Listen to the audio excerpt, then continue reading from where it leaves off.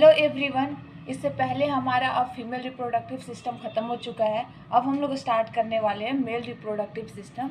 तो female reproductive system का अब तक का जितना लेक्चर हो सकता था मैंने अपलोड कर दिया है। उसके बाद अब हम लोग स्टार्ट कर रहे हैं मेल रिप्रोडक्टिव सिस्टम। ठीक है, तो in male the reproductive system is closely related to the urinary system. जिस तरह से हमने फीमेल में देखा था कि हमारी रिप्रोडक्टिव सिस्टम और यूरिनरी सिस्टम दोनों डिफरेंट है। ठीक है, दोनों की पाथवे डिफरेंट है, दोनों की एग्जिट आउट होने की डिफरेंट है। ठीक है, यूरिनरी पोर जो है वो डिफरेंट है, वेजाइनल पोर जो है वो डिफरेंट है। लेकिन यहाँ पे यूरिनरी सिस्टम और रिप्रोडक्टिव सिस्टम जो होती है वो क्लोजली रिलेटेड होती है, एक दूसरे से रिलेटेड होती है। ठीक है, क्योंकि दोनों का जो यूरेथ्रा जो है ना वो common pathway for the semen exit out होने के लिए और फॉर द यूरिन। ठीक है, यूरिन को भी बाहर निकलने के लिए और सीमेन को भी बाहर निकलने के लिए यूरेथ्रा एक कॉमन पाथवे होता है मेल में। ठीक है, इसलिए थोड़ी क्लोजली रिलेटेड होती है। ठीक है, क्यों? क्योंकि वन यूरेथ्रा, एक ही यूरेथ्रा होता है जो कि शेयर किया जाता है यूरिनरी सिस्टम और रिप्रोडक्टिव सिस्टम दोनों के द्वारा। ठीक है, यहाँ पे यूरिनरी सिस्टम भी के लिए भी कॉमन यूरेथ्रा है और रिप्रोडक्टिव सिस्टम के लिए भी वही यूरेथ्रा यूज होता है। ठीक है, एक ही यूरेथ्रा होता है। ठीक है, अब हम लोग देखते हैं मेल रिप्रोडक्टिव सिस्टम में कौन कौन से ऑर्गन आते हैं। ठीक है, एक्सटर्नल जेनेटेलिया और इंटरनल जेनेटेलिया दो पार्ट में हम लोग डिवाइड किए हैं। यानी external organs, external reproductive organs और इंटरनल रिप्रोडक्टिव ऑर्गन्स। तो एक्सटर्नल जो हमें बाहर से नज़र आते हैं जैसे scrotum, testis, epididymis, spermatic code और पेनिस। ठीक है, ये चारों चीज़ें जो है वो बाहर रहती है, बॉडी के बाहर रहती है, इसलिए इसको बोला गया एक्सटर्नल जेनाइटल ऑर्गन्स। ठीक है, इंटरनल जेनाइटल ऑर्गन्स जो हमारी बॉडी के अंदर होता है। ठीक है, जैसे वास्ट डिफरेंसेज या फिर इसे वास्ट डिफरेंसेज डक्ट भी बोलते हैं, seminal vesicles, ejaculatory duct, prostate gland and urethra. और ये जो चारों पांचों हैं वो हमारे बॉडी के अंदर रहते हैं, इसलिए इसे बोला गया इंटरनल जेनाइटल ऑर्गन। ठीक है, अब इसको हम मेल जेनाइटल ऑर्गन को पढ़ने के लिए हम सबसे पहले एक फिगर को देखेंगे। ठीक है, एक फिगर से समझेंगे।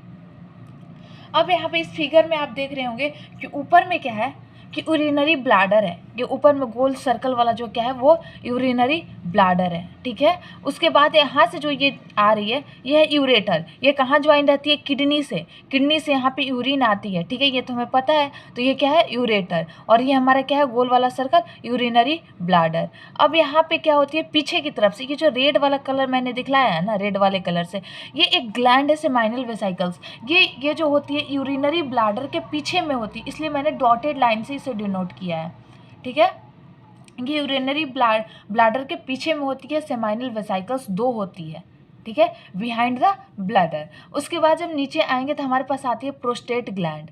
ठीक है, उसके बाद और नीचे आएंगे तो बल्बो यूरेथ्रल ग्लैंड। यानी मेल में 3 ग्लैंड्स होते हैं। ठीक है, रिप्रोडक्टिव 3 ग्लैंड्स होते हैं, seminal vesicle, prostate gland and bulbo urethral gland. ठीक है, ये तीनों के बारे में आगे बताऊंगी। उसके बाद क्या होता है कि अब यहाँ पे ये नीचे की तरफ बढ़ेंगे तो ये वाला जो रीजन है वो होती है पेनिस। क्या होती है? पेनिस। पेनिस में क्या होता है? इरेक्टाइल टिश्यू होता है। ये क्या है? पेनिस। पेनिस में इरेक्टाइल टिश्यू इरेक्शन में काम आता है। ठीक है, उसके बाद ये कॉमन सा एक ब्लैक कलर का आपको पाथवे दिख रहा होगा। ये जो कॉमन वाला पाथवे है ना, ये होता है यूरेथ्रा। ठीक है, यूरेथ्रा जो कि कॉमन होता है for the semen and for the urine, दोनों के लिए कॉमन पाथवे है। ठीक है, ये ब्लैक वाला रीजन। ठीक है, उसके बाद ये हम जब चलेंगे तो ये वाला जो रीजन है सर्कल वाला, ये होती है स्क्रॉटम। क्या होती है? स्क्रॉटम। इस तरह से स्किन लाइक स्ट्रक्चर होती है जो कि इसको कवर किए रहती है। ये तो टेस्टिस हो गया, ये वाला पूरा क्या हो गया? टेस्टिस। क्या हो गया? टेस्टिस। ठीक है, ये पूरा क्या हो गया? टेस्टिस। लेकिन इसको एक स्किन होती है जो कि इस तरह से कवर किए रहती है। इस स्किन के अंदर टेस्टिस रहता है, उसको हमको बोलते हैं, उस स्किन को, उस कवर को, उस पाउच को बोलते हैं जिसमें टेस्टिस लोकेटेड होता है, उसको हम बोलते हैं स्क्रॉटम। स्क्रॉटम जिसके अंदर, सॉरी, स्क्रॉटम के अंदर टेस्टिस होता है। ठीक है, टेस्टिस जहाँ पे होता है उसके बाहर की कवरिंग को हम क्या बोलते हैं? स्क्रॉटम बोलते हैं। मैं बाद में बताऊंगी एक एक करके सारा। ठीक है, ये हमारा होता है ग्लैंस पेनिस। ठीक है, अब यहाँ से जो ये कन्वोल्यूटेड स्ट्रक्चर आपको दिख रहा होगा, क्रिस क्रैस लाइक स्ट्रक्चर, इसे हम लोग बोलते हैं एपिडिडाइमस।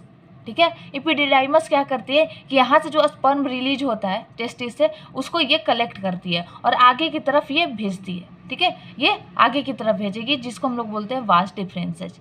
क्या बोलते हैं, वास डिफरेंस है। फिर ये आगे की तरफ स्पर्म जाती है और जाने के बाद ये फिर यहाँ से यूरिनरी ब्लैडर में होते हुए इधर से बाहर निकल जाती है, ठीक है। ये ऊपर की तरफ जाती है, ऊपर की तरफ जाएगी, फिर यहाँ से फिर यहाँ पे आके फिर ये इधर से बाहर निकल जाती है, ठीक है। तो ये इसकी पूरी पाथवे होती है, पूरी रिप्रोडक्टिव सिस्टम है, मेल रिप्रोडक्टिव सिस्टम, ठीक है। अब इससे सबसे पहले हम लोग पढ़ेंगे स्क्रोटम के बारे में। अब एक बार मैं फिर से फिगर को डिफाइन कर देती हूँ। ये हमारा क्या है, यूरेटर जो किडनी से आता है, ये यूरिनरी ब्लैडर, और ये सेमाइनल वेसाइकल्स, और ये होती है हमारी प्रोस्टेट ग्लैंड, उसके नीचे होती है बल्बो यूरेथ्रल ग्लैंड, ये हमारी पेनिस, पेनिस में कुछ टिश्यूज होते हैं, इरेक्टाइल टिश्यूज। उसके बाद ये हमारी आती है स्क्रोटम, स्क्रोटम को जो चीज़ें कवर की हो रहती है, जिसके अंदर वो रहता है, वो होती है ये टेस्टिस है, जिसके अंदर पूरी हमारी टेस्टिस कवर रहती है, उसको हम बोलते हैं स्क्रोटम। ये हमारी होती है ग्लैंड्स पेनिस, जो कि थोड़ी बड़ी होती है, मतलब आगे में इसका पेनिस की जो फ्रंट पार्ट है वो थोड़ी सी बड़ी होती है। उसके बाद आती है यहाँ से स्पर्म निकलता है तो इपिडिडाइमस, फिर उसके बाद ऊपर की तरफ जाता है वास डिफरेंसेस के थ्रू ऊपर की तरफ जाके, और फिर ये यूरेथ्रा से बाहर निकलता है, ठीक है। अब इसमें हम लोग पढ़ेंगे स्क्रोटम के बारे में, ठीक है। स्क्रोटम के बारे में इस लेक्चर में मैं स्क्रोटम के एनाटॉमी के बारे में बताऊंगी, और नेक्स्ट लेक्चर में मैं टेस्टिस के बारे में बताऊंगी, क्योंकि टेस्टिस थोड़ा लंबा हो जाता अगर इसमें इंक्लूड करती लेक्चर में, तो उसको थोड़ा मैं नेक्स्ट लेक्चर में बताऊँगी, ठीक है, टेस्टिस के बारे में। अब यहाँ पे स्क्रोटम, स्क्रोटम जो होती है वो लूज क्यूटेनियस फाइब्रोमस्कुलर सैक होती है, एक पाउच लाइक स्ट्रक्चर होती है, जिसके अंदर ये टेस्टिस जो होता है ना, ये टेस्टिस लाई करता है, इसको मतलब बाहर ये कवर करके रखती है, ठीक है, एक थैले नुमा के हिसाब से, मतलब समझिए एक थैला होता है जिसके अंदर टेस्टिस पड़ा होता है, ठीक है, उसे हम बोलते हैं स्क्रोटम। ये loose cutaneous in fibromuscular sac होती है, in which testis lies outside the body, जिसकी वजह से टेस्टिस जो होता है शरीर के बाहर होता है, उसी के अंदर टेस्टिस लाई करता है, ठीक है, उसी के अंदर रहता है, स्क्रोटम के अंदर रहता है, जो कि बॉडी से बाहर रहता है, ठीक है।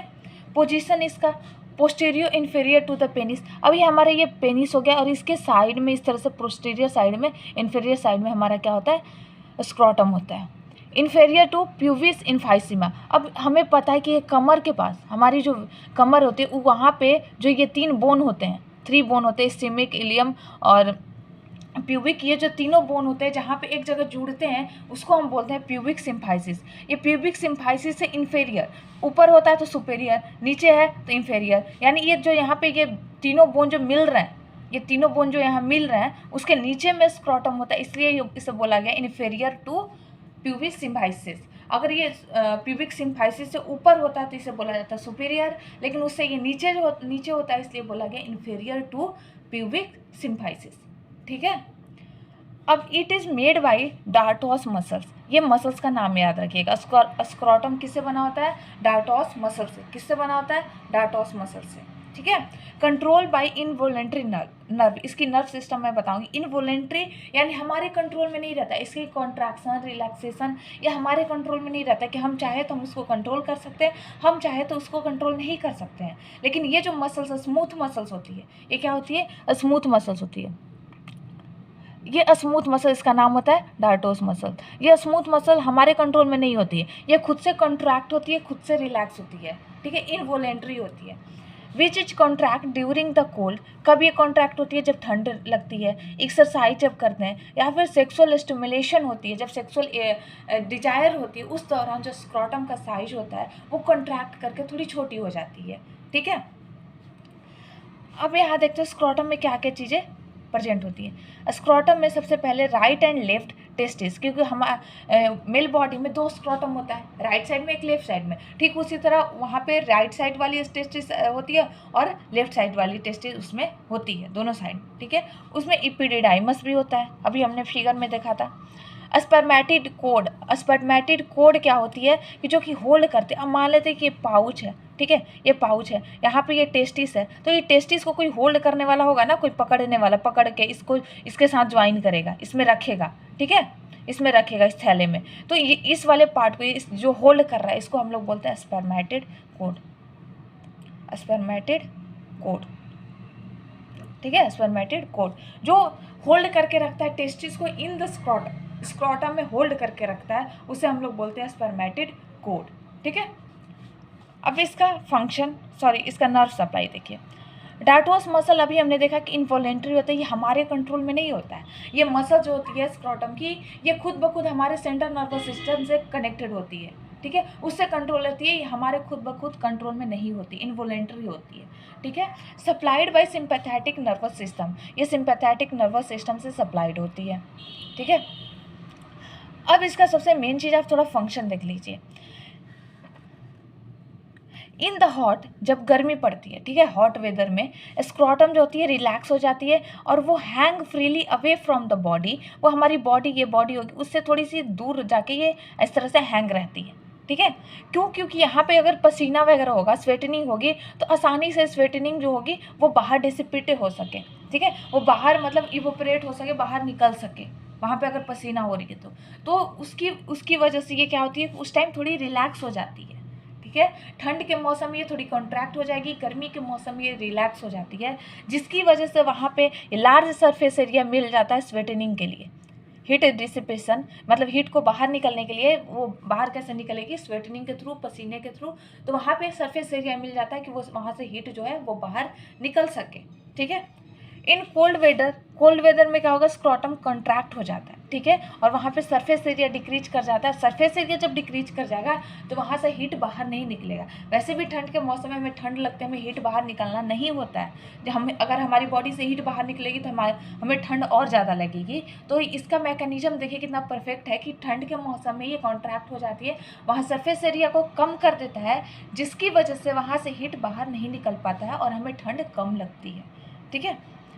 रेगुलेशन ऑफ टेम्परेचर, ये ठंड और गर्मी के हिसाब से अपनी टेम्परेचर को रेगुलेट करता है, क्योंकि वहाँ पे स्पर्मेटोजेनेसिस हो सके, स्पर्म का फॉर्मेशन हो सके, ठंड हो तब भी या फिर गर्म हो तब भी, ठीक है। वो अपने हिसाब से वो चेंज कर लेता है, कब रिलैक्स होना है और कब उसे कॉन्ट्रैक्ट होना है, ठीक है। तो आज के लिए बस इतना ही था। अगर आपको ये लेक्चर और नोट्स पसंद आई होगी तो प्लीज़ चैनल को लाइक एंड सब्सक्राइब करें और ज़्यादा से ज़्यादा अपने दोस्तों में शेयर करें, ताकि मुझे मोटिवेशन मेरे अगर सब्सक्रिप्शन बढ़ेंगे तो मुझे मोटिवेशन मिलेगा मुझे आगे के लेक्चर बनाने में। तो थैंक यू वेरी मच।